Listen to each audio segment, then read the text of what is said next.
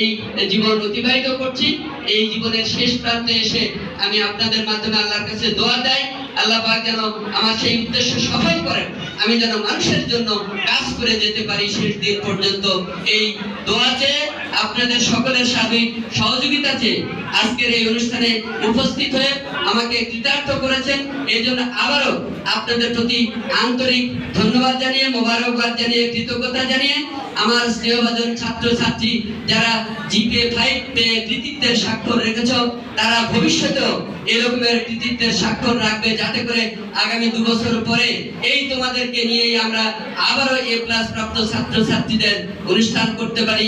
উচ্চ মাধ্যমিকে তোমরা সবাই এ প্লাস পাবে এবং তোমাদের বন্ধু বান্ধব যারা সামান্য কারণে পায় নাই, সামান্য নম্বর কম পাওয়ার কারণে পায় নাই, তাদেরকেও তোমরা উৎসাহিত করবে যাতে তারাও জিপিএ প্লাস 5 প্রাপ্ত হয় উচ্চ মাধ্যমিকে।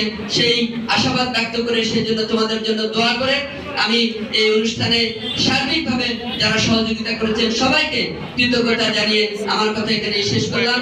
আল্লাহ হাফেজ। বাংলাদেশ জিন্দাবাদ। সবাইকে ধন্যবাদ। আসসালামু আলাইকুম।